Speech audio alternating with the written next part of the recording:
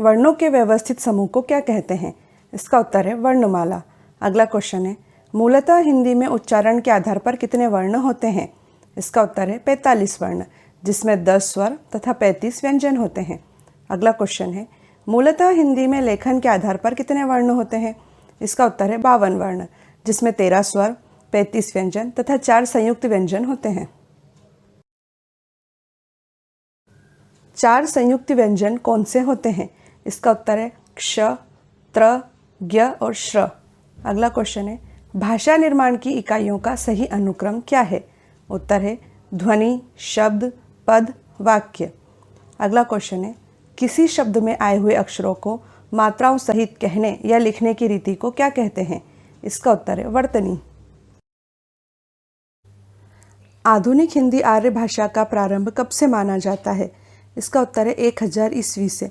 अगला क्वेश्चन है, चंद्रधर शर्मा गुलेरी ने अवहट को क्या नाम दिया है? इसका उत्तर है पुरानी हिंदी।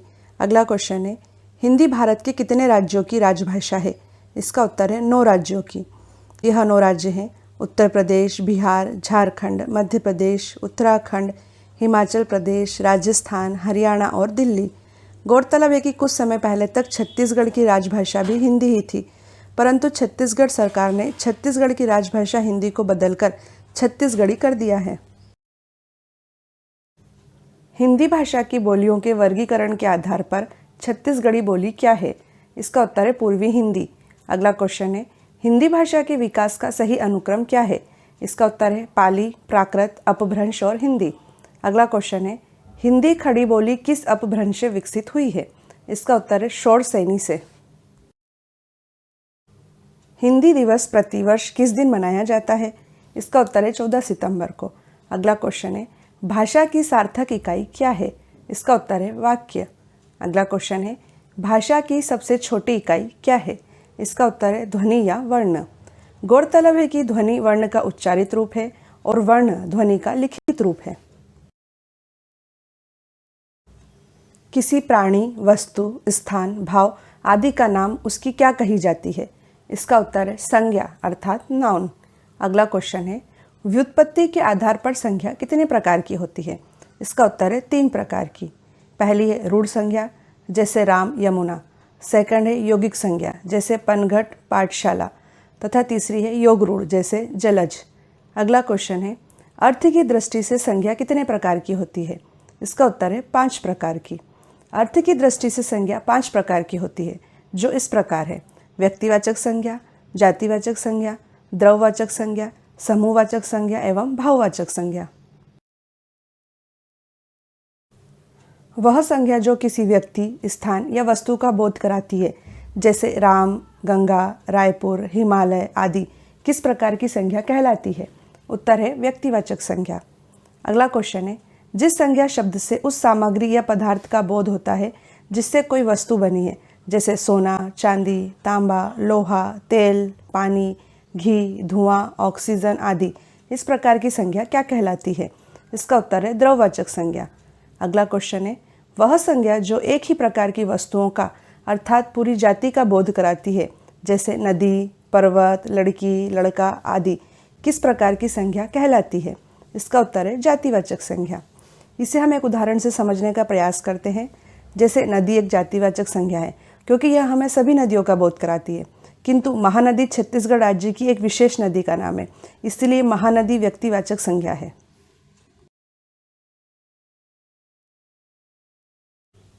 वह संज्ञा शब्द जो किसी एक व्यक्ति का वाचक न होकर समूह अथवा समुदाय के वाचक है, जैसे वर्ग, टीम, सभा, समिति, आयोग, परिवार, पुलिस, सेना, अधिकारी आदि कौन सी संज्ञा कहलाते हैं? इसका उत्तर है समूहवाचक संज्ञा। अगला क्वेश्चन है, वह संज्ञा शब्द जो किसी भाव, गुण, दशा आदि का ज्ञान कराने वाले होते हैं, जैसे क्रोध, मिठास, यौवन आदि कौन सी संज्ञा कहलाते हैं? इसका उत्तर है भाववाचक संज्ञा।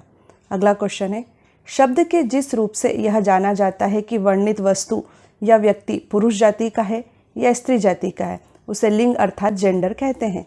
लिंग के द्वारा संज्ञा, सर्वनाम, विशेषण आदि शब्दों की जाति का बोध होता है। हिंदी में कितने लिंग हैं? इसका उत्तर है 2 लिंग है, जो है पुल्लिंग और स्त्रीलिंग। विकारी शब्दों के जिस रूप से उनकी संख्या का बोध होता है उसे वचन कहते हैं। हिंदी में कुल कितने वचन हैं? इसका उत्तर है हिंदी में 2 वचन हैं, एक वचन तथा बहुवचन। अगला क्वेश्चन है प्राण, दर्शन, आंसू, होश, बाल, हस्ताक्षर शब्द हमेशा किस वचन में प्रयुक्त होते हैं? इसका उत्तर है बहुवचन में।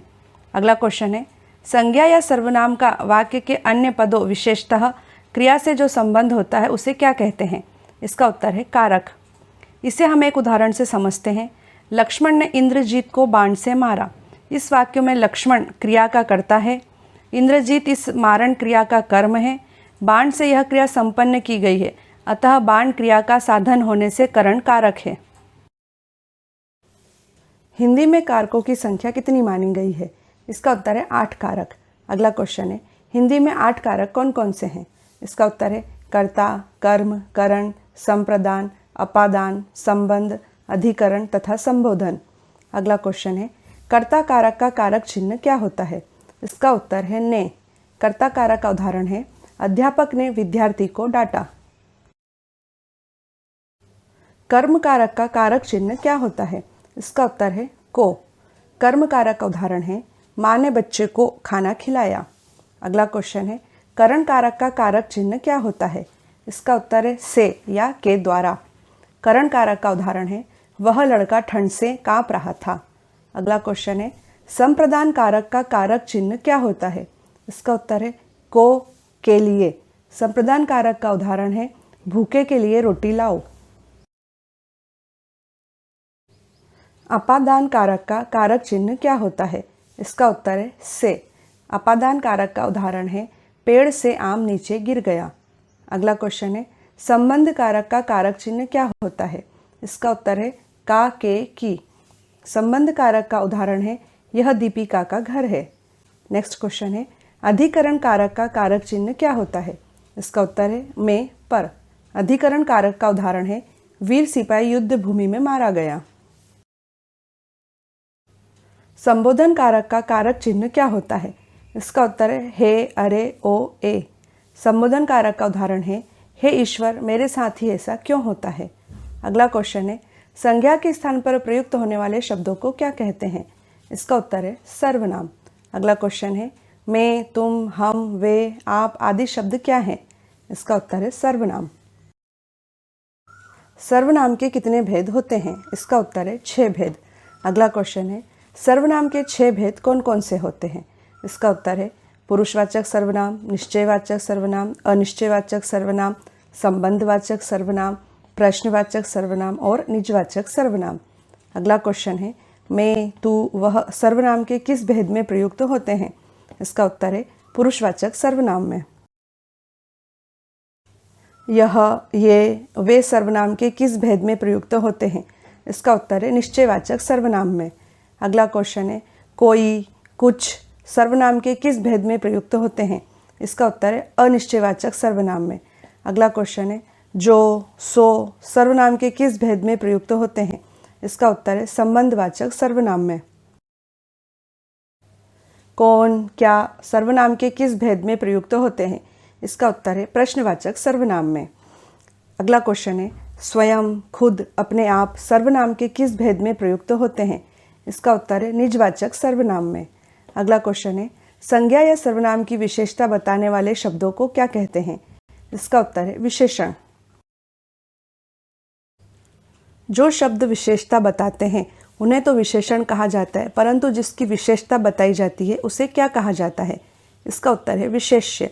उदाहरण के लिए मोटा लड़का हंस पड़ा, यहाँ मोटा विशेषण है, जबकि लड़का विशेष्य है क्योंकि इस लड़के की विशेषता है कि वह मोटा है। अगला क्वेश्चन है जिस शब्द से किसी कार्य का होना या करना समझा जाए, जैसे खाना, पीना, पढ़ना, सोना, रहना, जाना आदि, उसे क्या कहते हैं? उसका उत्तर है क्रिया। अगला क्वेश्चन है क्रिया के मूल रूप अर्थात मूलांश को क्या कहते हैं? इसका उत्तर है धातु। गौरतलब है कि क्रिया के सभी रूपों में धातु उपस्थित रहती है। जैसे चलना क्रिया में चल धातु है, पढ़ना क्रिया में पढ़ धातु है।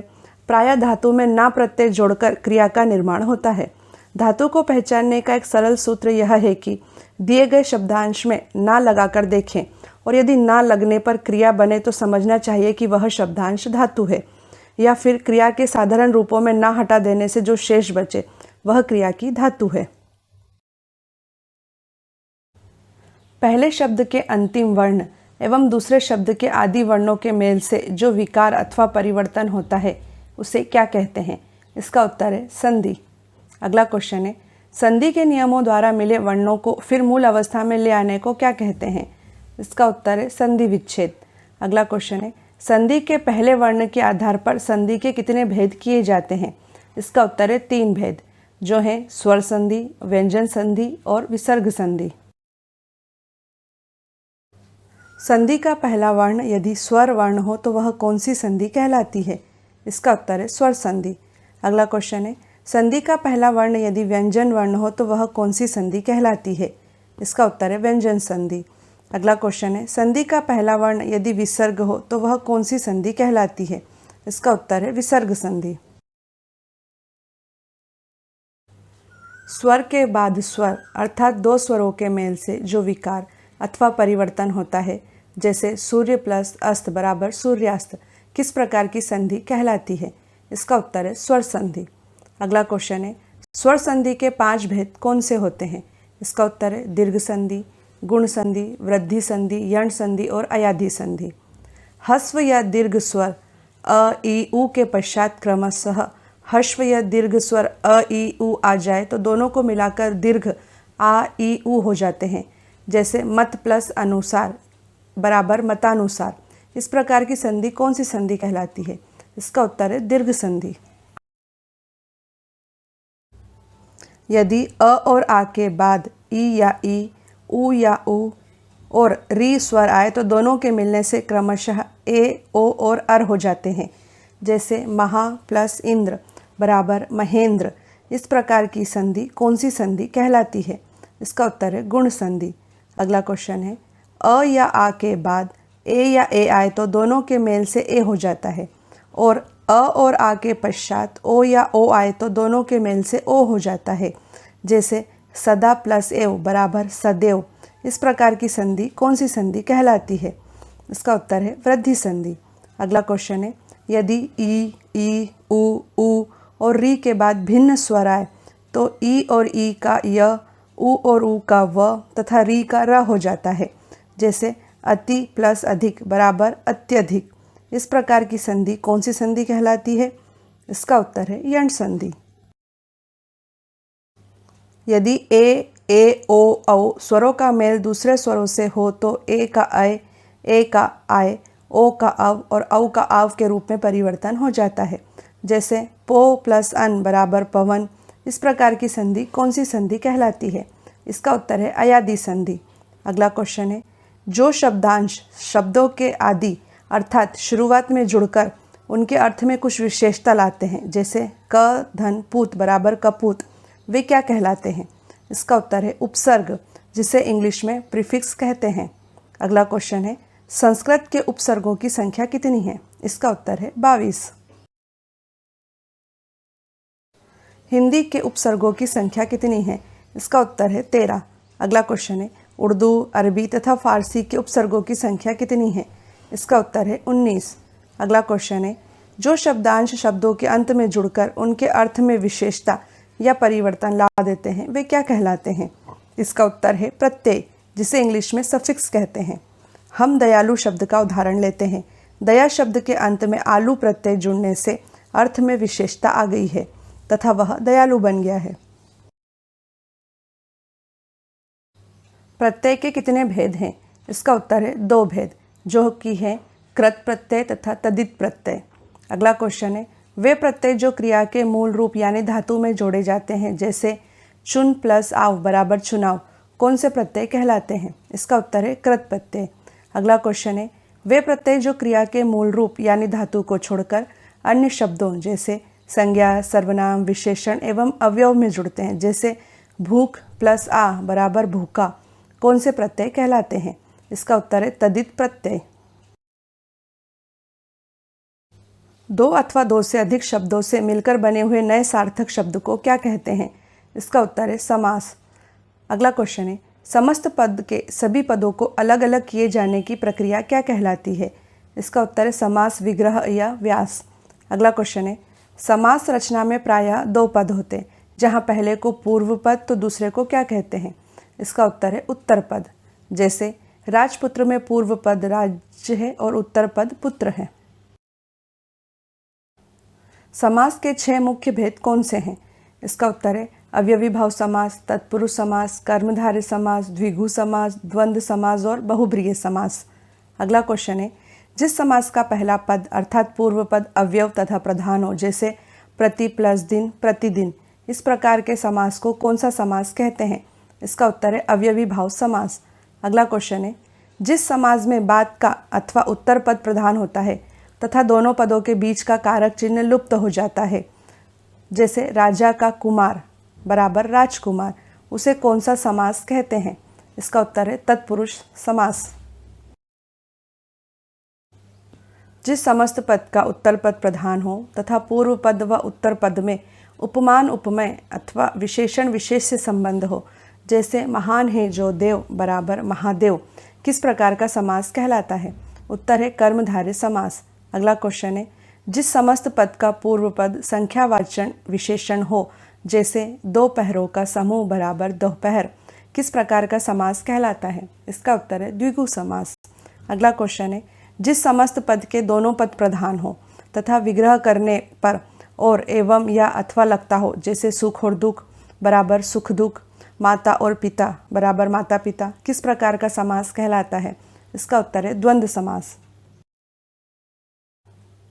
जिस समस्त पद में कोई पद प्रधान नहीं होता तथा दोनों पद मिलकर किसी तीसरे नए पद का निर्माण करते हैं, जैसे नीलाकंठ, नील है कंठ जिसका अर्थात शिव, यहाँ पर दोनों पदों ने मिलकर एक तीसरे पद शिव का संकेत किया है, इसीलिए इस प्रकार का समास कौन सा समास कहलाता है? इसका उत्तर है बहुब्रीहि समास। अगला क्वेश्चन है, संधि तथा समास में मुख्य अंतर क्या होता है? इसका उत्तर है संधि वर्णों का मेल है, जबकि समास शब्दों का मेल है। अगला क्वेश्चन है, हिंदी में अनेक शब्द संस्कृत से सीधे आए हैं और आज भी हम इनका उसी रूप में प्रयोग कर रहे हैं, अतः संस्कृत के ऐसे शब्द जिसे हम ज्यों का त्यों प्रयोग में लाते हैं, जैसे अग्नि, वायु, सूर्य आदि, कौन से शब्द कहलाते हैं? इसका उत्तर है तत्सम शब्द।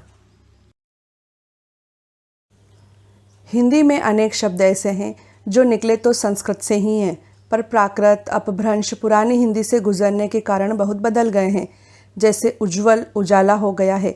ऐसे शब्द क्या कहलाते हैं? इसका उत्तर है तद्भव शब्द। अगला क्वेश्चन है, ऐसे शब्द जो क्षेत्रीय प्रभाव के कारण परिस्थिति व आवश्यकता अनुसार प्रचलित हो गए हैं, जैसे थैला, गड़बड़, पेट, पगड़ी, लोटा आदि, ऐसे शब्द क्या कहलाते हैं? इसका उत्तर है देशज या देशी शब्द। अगला क्वेश्चन है, अन्य देश की भाषा से आए हुए शब्द कौन से शब्द कहलाते हैं? इसका उत्तर है विदेशज शब्द। गौरतलब है कि हिंदी में अनेक शब्द ऐसे हैं जो हैं तो विदेशी मूल के हैं, परंतु परस्पर संपर्क के कारण हमारे यहाँ प्रचलित हो गए हैं। विदेशज शब्दों में से कुछ को ज्यों का त्यों अपना लिया गया है, जैसे ऑर्डर, कंपनी, कैंप, क्रिकेट इत्यादि, जबकि कुछ को हिंदीकरण अर्थात तदभवीकरण करके अपनाया गया है, जैसे ऑफिसर का अफसर, लेंटर्न का लालटेन, हॉस्पिटल का अस्पताल, कैप्टन का कप्तान इत्यादि। काव्य को पढ़ने या सुनने से जिस आनंद की अनुभूति होती है उसे क्या कहा जाता है? इसका उत्तर है रस। अगला क्वेश्चन है, मूलतः रस 9 ही माने जाते हैं, परंतु बाद में हिंदी भाषा के आचार्यों ने किन 2 और रसों को मान्यता दी है? इसका उत्तर है वत्सल्य रस व भक्ति रस। श्रृंगार रस के व्यापक दायरे में वत्सल रस व भक्ति रस आ जाते हैं, इसीलिए रसों की संख्या 9 ही मानना ज़्यादा उपयुक्त है। अगला क्वेश्चन है, श्रृंगार रस का स्थायी भाव क्या है? इसका उत्तर है रति या प्रेम। हास्य रस का स्थायी भाव क्या है? इसका उत्तर है हास। अगला क्वेश्चन है, करुण रस का स्थायी भाव क्या है? इसका उत्तर है शोक। अगला क्वेश्चन है, वीर रस का स्थायी भाव क्या है? इसका उत्तर है उत्साह। रौद्र रस का स्थायी भाव क्या है? इसका उत्तर है क्रोध। अगला क्वेश्चन है, भयानक रस का स्थायी भाव क्या है? इसका उत्तर है भय। अगला क्वेश्चन है, विभत्स रस का स्थायी भाव क्या है? इसका उत्तर है जुगुप्सा या घृणा। अद्भुत रस का स्थायी भाव क्या है? इसका उत्तर है विस्मय या आश्चर्य। अगला क्वेश्चन है, शांत रस का स्थायी भाव क्या है? इसका उत्तर है शम या निर्वेद। अगला क्वेश्चन है वत्सल रस का स्थायी भाव क्या है? इसका उत्तर है वात्सल्य रति। भक्ति रस का स्थायी भाव क्या है? इसका उत्तर है भगवद विषयक रति या अनुराग। अगला क्वेश्चन है किस रस को रसराज या रसपति कहा जाता है? इसका उत्तर है श्रृंगार रस को। अगला क्वेश्चन है नाटक में केवल 8 रस ही माने जाते हैं, नाटक में 9 मूल रसों में से किसे रस नहीं माना जाता है? इसका उत्तर है शांत रस। वर्णों या मात्राओं के नियमित संख्या के विन्यास से यदि आह्लाद अर्थात आनंद पैदा हो तो उसे क्या कहते हैं? इसका उत्तर है छंद। अगला क्वेश्चन है छंद शास्त्र के आदि प्रणेता किस ऋषि के नाम पर छंद को पिंगल भी कहते हैं? इसका उत्तर है पिंगल ऋषि के नाम पर। अगला क्वेश्चन है छंद का सर्वप्रथम उल्लेख कहाँ मिलता है? इसका उत्तर है ऋग्वेद में। छंद कितने प्रकार के होते हैं? इसका उत्तर है 3 प्रकार के, वर्णिक छंद, मात्रिक छंद तथा मुक्त छंद। अगला क्वेश्चन है जिस छंद के पहले तथा तीसरे चरणों में 13-13 और दूसरे तथा चौथे चरणों में 11-11 मात्राएं होती हैं वह छंद क्या कहलाता है? इसका उत्तर है दोहा। अगला क्वेश्चन है चौपाई के प्रत्येक चरण में कितनी मात्राएं होती हैं? इसका उत्तर है 16 मात्राएं। अर्ध सममात्रिक छंद के उदाहरण क्या है? इसका उत्तर है दोहा, सोरठा, बरवे और उल्लाला। अगला क्वेश्चन है दोहा का उल्टा क्या होता है? इसका उत्तर है सोरठा। अगला क्वेश्चन है जिस छंद के पहले तथा तीसरे चरणों में 11-11 और दूसरे तथा चौथे चरणों में 13-13 मात्राएं होती हैं वह छंद क्या कहलाता है? इसका उत्तर है सोरठा। चौपाई किस छंद का उदाहरण है? इसका उत्तर है सममात्रिक छंद का। अगला क्वेश्चन है जो शब्द काव्य की शोभा बढ़ाते हैं उसे क्या कहते हैं? इसका उत्तर है अलंकार। अगला क्वेश्चन है जब एक ही शब्द ज़्यादा बार प्रयोग हो पर हर बार अर्थ अलग अलग आए, जैसे कनक कनकते 100 गुनी मादकता अधिकाय, व खाए बोराए नर व पाए बोराए, यहाँ पर कौन सा अलंकार होता है? इसका उत्तर है यमक अलंकार। यहाँ पहले कनक का मतलब धतूरा जो कि एक नशीला पदार्थ है उससे है, जबकि दूसरे कनक का मतलब सोने से है। जहाँ पर कोई एक शब्द एक ही बार आए पर उसके अर्थ अलग अलग निकले, जैसे रावण सर सरोज बनचारी, चली रघुवीर सिलीमुख, यहाँ पर कौन सा अलंकार होता है? इसका उत्तर है श्लेष अलंकार। यहाँ सिलीमुख शब्द के 2 अर्थ निकल रहे हैं। इस शब्द का पहला अर्थ बाण से है एवं दूसरा अर्थ भ्रमर अर्थात भंवरे से है। अगला क्वेश्चन है जहाँ एक वस्तु या प्राणी की तुलना दूसरी प्रसिद्ध वस्तु के साथ की जाती है, जैसे हरिपद कोमल कमल, वहाँ कौन सा अलंकार होता है? इसका उत्तर है उपमा अलंकार। उपमा अलंकार के इस उदाहरण में हरि अर्थात विष्णु के पैरों की तुलना कमल के फूल से की गई है। अगला क्वेश्चन है जब किसी वस्तु का बहुत अधिक बड़ा चढ़ाकर वर्णन किया जाए, जैसे हनुमान की पूंछ में लग न पाई आग, लंका सारी जल गई गए निशाचर भाग, वहाँ पर कौन सा अलंकार होता है? इसका उत्तर है अतिशयोक्ति अलंकार। जब किसी काव्य को सुंदर बनाने के लिए किसी वर्ण की बार बार आवृत्ति हो, जैसे मधुर मधुर मुस्कान मनोहर मनुज वेश का उजियाला, तो वहाँ कौन सा अलंकार कहलाता है? इसका उत्तर है अनुप्रास अलंकार। अनुप्रास अलंकार के इस उदाहरण में म वर्ण की आवृत्ति हो रही है। अगला क्वेश्चन है जब उपमान और उपमेय में अभिन्नता या अभेद दिखाया जाए, जैसे मैया में तो चंद्र खिलौना ले हों, तब यह कौन सा अलंकार कहलाता है? इसका उत्तर है रूपक अलंकार। रूपक अलंकार के इस उदाहरण में चंद्रमा एवं खिलौनों में समानता न दिखाकर चांद को ही खिलौना बोल दिया गया है। अगला क्वेश्चन है जहाँ उपमेय में उपमान के होने की संभावना का वर्णन हो, जैसे मुख मानो चंद्रमा है, तब वहाँ कौन सा अलंकार होता है? इसका उत्तर है उत्प्रेक्षा अलंकार। उत्प्रेक्षा अलंकार के इस उदाहरण में मुख के चंद्रमा होने की संभावना का वर्णन हो रहा है। ध्वनि संकेतों को स्थायी रूप देने के लिए किसकी खोज की गई थी? इसका उत्तर है लिपि की। अगला क्वेश्चन है भारतीय संविधान में किस भाषा को राष्ट्रभाषा के रूप में चिन्हित किया गया है? इसका उत्तर है हिंदी भाषा को। अगला क्वेश्चन है देवनागरी लिपि किस प्रकार की लिपि है? इसका उत्तर है वैज्ञानिक लिपि। संस्कृत के महान व्याकरण पाणिनि ने अपनी महान कृति अष्टाध्यायी में व्याकरण को क्या कहा है? इसका उत्तर है शब्दानुशासन। अगला क्वेश्चन है, हिंदी को राष्ट्रभाषा का दर्जा कब प्रदान किया गया है? इसका उत्तर है 14 सितंबर 1949 को। अगला क्वेश्चन है, हिंदी भाषा का मानक रूप बालक कहाँ से सीखता है? इसका उत्तर है विद्यालय से। हिंदी साहित्य के आरंभिक काल को आचार्य रामचंद्र शुक्ल ने क्या कहा है? इसका उत्तर है वीरगाथा काल। अगला क्वेश्चन है, चंद बरदाई, जगनिक तथा मधुकर किस काल के कवि हैं? इसका उत्तर है वीरगाथा काल। अगला क्वेश्चन है, पृथ्वी रास रासों के रचनाकार कौन है? इसका उत्तर है चंद बरदाई। दक्षिण भारत हिंदी प्रचार सभा का मुख्यालय कहाँ स्थित है? इसका उत्तर है चेन्नई में। अगला क्वेश्चन है, हिंदी में मूल रूप से कितने रस माने गए हैं?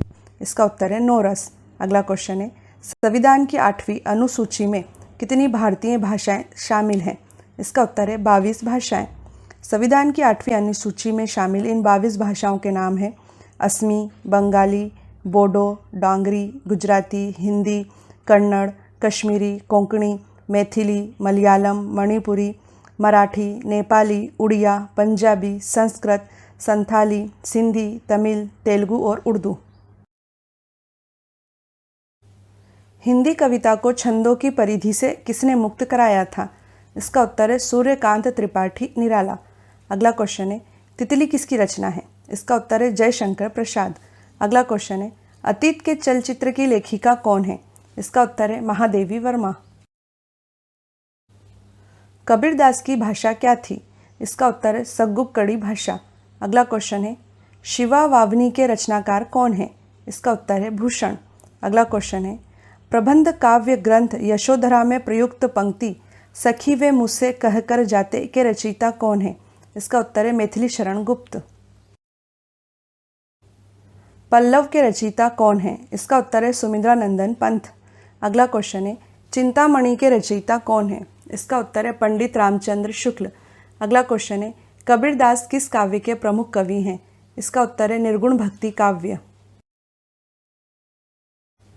पंचतंत्र के रचनाकार कौन है? इसका उत्तर है विष्णु शर्मा। अगला क्वेश्चन है, कालिदास का सबसे प्रसिद्ध नाटक कौन सा है? इसका उत्तर है अभिज्ञान शाकुंतलम। अगला क्वेश्चन है, अष्टाध्यायी किन की रचना है? इसका उत्तर है पाणिनि की। भूषण की कविता का प्रधान स्वर क्या है?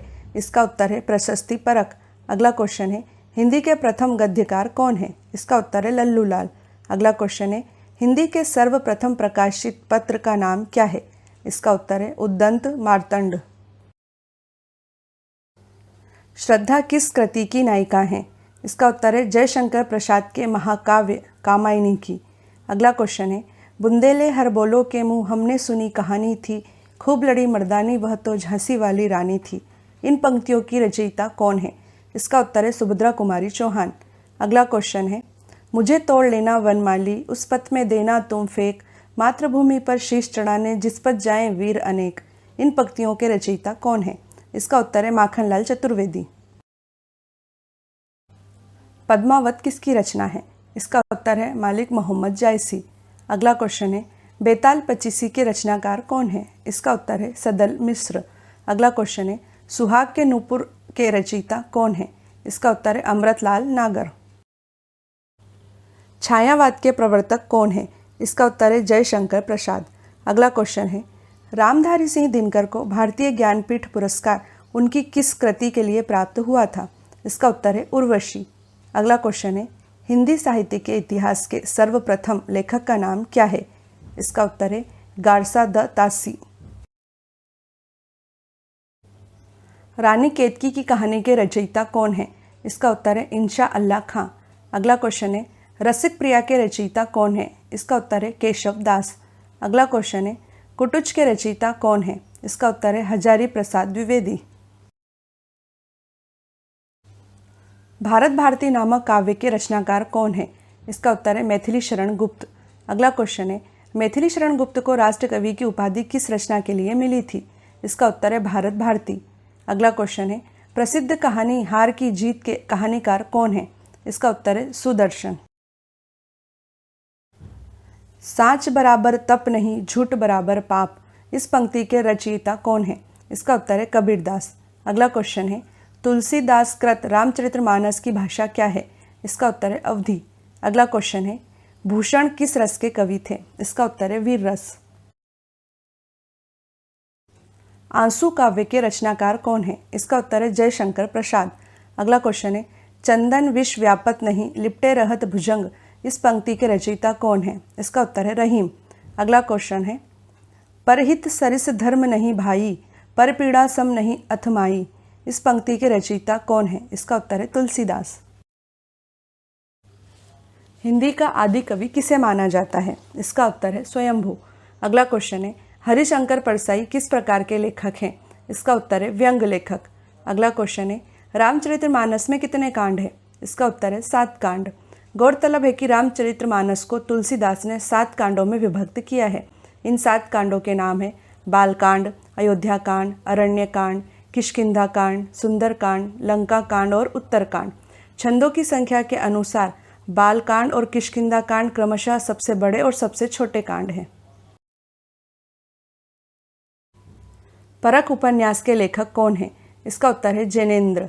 अगला क्वेश्चन है हिंदी गद्य का जन्मदाता किसे माना जाता है? इसका उत्तर है भारतेंदु हरिश्चंद्र। अगला क्वेश्चन है कालिदास की अभिज्ञान शाकुंतलम का हिंदी भाषा में अनुवाद किसने किया था? इसका उत्तर है राजा लक्ष्मण सिंह ने। किसे हिंदी का तोता कहा जाता है? इसका उत्तर है अमीर खुसरो को। अगला क्वेश्चन है रामधारी सिंह दिनकर किस रस के कवि माने जाते हैं? इसका उत्तर है वीर रस। अगला क्वेश्चन है सूर्यकांत त्रिपाठी निराला को कैसा कवि माना जाता है? इसका उत्तर है क्रांतिकारी कवि। विद्यापति की पदावली की भाषा क्या है? इसका उत्तर है मैथिली। अगला क्वेश्चन है पांडे बेचैन शर्मा को किस उपनाम से भी संबोधित किया जाता है? इसका उत्तर है उग्र। अगला क्वेश्चन है हिंदी रीति काल के प्रसिद्ध कवि बिहारी किस राजा के दरबारी कवि थे? इसका उत्तर है जयसिंह। हिंदी भाषा के विकास के किस काल को स्वर्ण काल कहा जाता है? इसका उत्तर है भक्ति काल। अगला क्वेश्चन है सूरदास के गुरु कौन थे? इसका उत्तर है बल्लभाचार्य। अगला क्वेश्चन है कामायनी किस प्रकार का ग्रंथ है? इसका उत्तर है महाकाव्य। ध्रुव स्वामिनी नाटक के रचयिता कौन है? इसका उत्तर है जयशंकर प्रसाद। अगला क्वेश्चन है आत्मनिर्भरता नामक निबंध के रचनाकार कौन है? इसका उत्तर है बालकृष्ण भट्ट। अगला क्वेश्चन है गंगा छवि वर्णन कविता के रचनाकार कौन है? इसका उत्तर है भारतेंदु हरिश्चंद्र।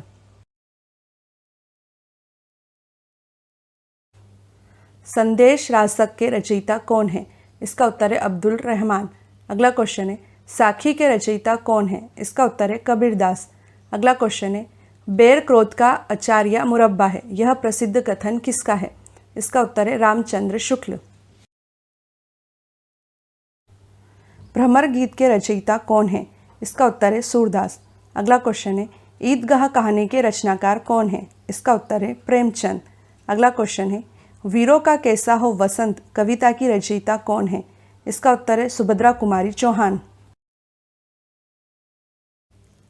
नाभादास, नंददास, रसखान तथा अमीर खुसरो में से कौन भक्ति काल का कवि नहीं है?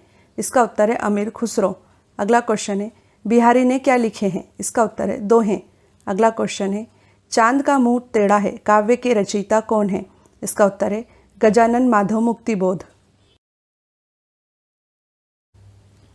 शब्दार्थो सहितम काव्यम, यह उक्ति किसकी है? इसका उत्तर है भामह की। अगला क्वेश्चन है 2.5 अक्षर प्रेम के पढ़े सो पंडित होए प्रस्तुत पंक्ति के रचयिता कौन है? इसका उत्तर है कबीरदास। अगला क्वेश्चन है वही मनुष्य है जो मनुष्य के लिए मरे प्रस्तुत पंक्ति के रचयिता कौन है? इसका उत्तर है मैथिली शरण गुप्त। तुलसीदास ने अपनी रचनाओं में किसका वर्णन किया है? इसका उत्तर है भगवान राम का। अगला क्वेश्चन है ज्ञानपीठ पुरस्कार पाने वाले हिंदी के प्रथम साहित्यकार कौन है? इसका उत्तर है सुमिंद्रानंदन पंत। अगला क्वेश्चन है विनय पत्रिका के रचयिता कौन है? इसका उत्तर है तुलसीदास। रामलला नहचू के रचनाकार कौन है? इसका उत्तर है तुलसीदास।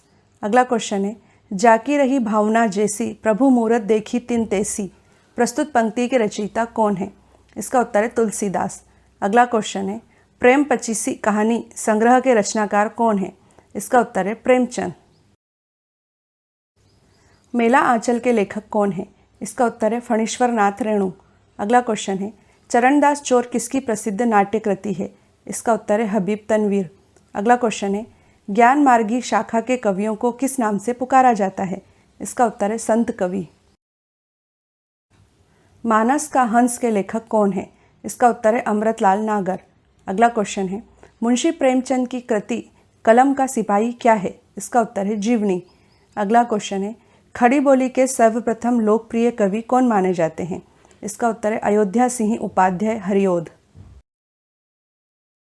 उर्वशी के रचनाकार कौन है? इसका उत्तर है रामधारी सिंह दिनकर। अगला क्वेश्चन है, सिंहासन खाली करो कि जनता आती है, इन पंक्तियों के लेखक कौन है? इसका उत्तर है रामधारी सिंह दिनकर। अगला क्वेश्चन है, मृगनयनी उपन्यास के रचनाकार कौन है? इसका उत्तर है वृंदावन लाल वर्मा। कितने पाकिस्तान नामक उपन्यास के लेखक कौन है? इसका उत्तर है कमलेश्वर। अगला क्वेश्चन है, प्रकृति के सुकुमार कवि किसे कहा जाता है? इसका उत्तर है सुमिंद्रानंदन पंत को। अगला क्वेश्चन है, एक भारतीय आत्मा किसे कहा जाता है? इसका उत्तर है माखनलाल चतुर्वेदी। ज्ञानपीठ पुरस्कार किस क्षेत्र में श्रेष्ठ कार्य के लिए दिया जाता है? इसका उत्तर है साहित्य के क्षेत्र में। अगला क्वेश्चन है, रंगभूमि उपन्यास के रचनाकार कौन है? इसका उत्तर है मुंशी प्रेमचंद। अगला क्वेश्चन है, अंधा युग उपन्यास के लेखक कौन है? इसका उत्तर है धर्मवीर भारती।